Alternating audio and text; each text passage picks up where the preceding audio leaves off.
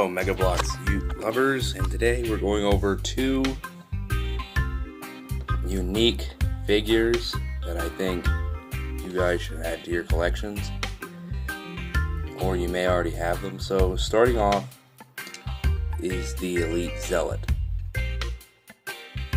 He's pretty tough in the game, and he's appeared in every Halo game, and I mean every Halo game, from I think it's from Wars all the way to 5. Like, literally. That was a lot of games, trust me. Even ODST had some Zealots. So I'm not sure if you can tell from the camera, but this Elite has some nice purple-ish, and then it's got the little purple details on the head there, which is perfect. Now, if they would have made it like glow in the dark kind of thing, that would have made it look, or like it looked like it actually glowed, that would have made it look a lot like it would be in the game. I'm not saying all figures have to be the same as in the game, but I mean, he has some nice details. I mean, just look at the armor. Let's get it to the armor, and he has the newest. This is one of the newest figures, probably. And he actually came with a blue energy sword that I lended to my brother to make other videos. But yeah, just gonna spin him around. Now the peg hole was originally placed somewhere up here, but they changed it and moved it down a circle, a single peg hole, but to make it look a little more realistic when you're actually putting it in a battlefield. And its original weapon, which I will grab up right now. This is the magical land of, let me get that out of there. The magical land of Mega Blocks that I have. So I've got little George here. It's pretty cool. He's got his little chain gun. Speaking of George, he's coming up next in the review. He's coming up next in the next review. So just letting you guys know. But really, we're just here to grab that Zealot's weapon, which is this needler here. Now you may think that this is complete baloney and I don't know what I'm doing, but I actually do know what I'm doing. I have been doing this for quite some time. It's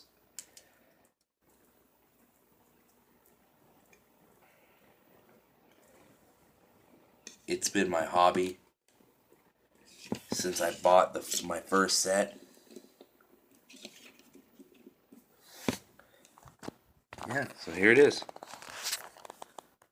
The two standing together, the two figures that I showed in the intro. And we're just gonna move him to the side. You're not forgotten. You're not forgotten. You're still there. Anyway, we're just focusing on him. So this Elite is commonly known for its aggressiveness on the battlefield.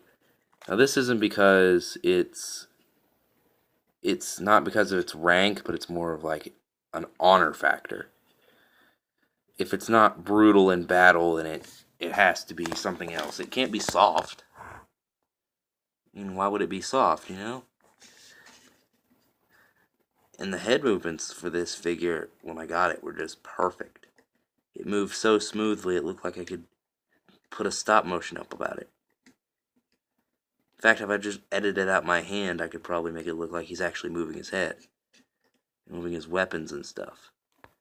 So that'd be kind of cool. So he holds the needler, so I can get him in a good pose position, one hand.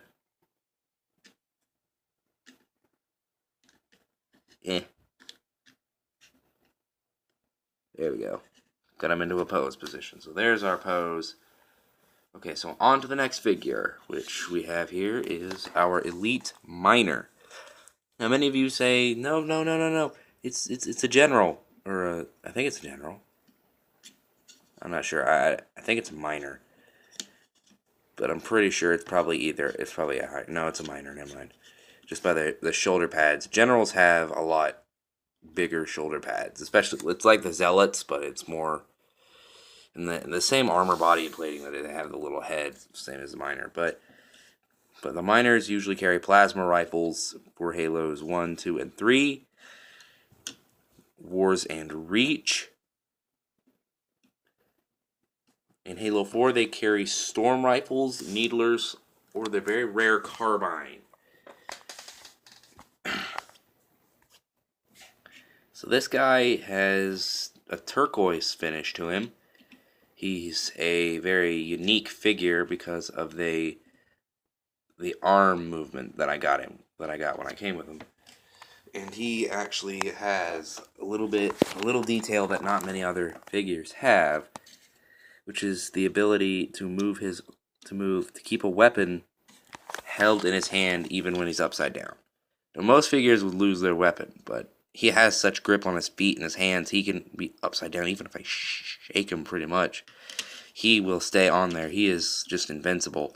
While as if I take probably the Zealot, he doesn't come off because I got him from the same set. They both got upgrades, but normally the older ones will just bloop and they're down. But this guy, he has the strongest amount of plastic placed down there as supports. Now this guy has a lot more detail in the head. It's a darker blue than the turquoise. I mean, actually, it's steel, and it's turquoise. And you've got black jumpsuit.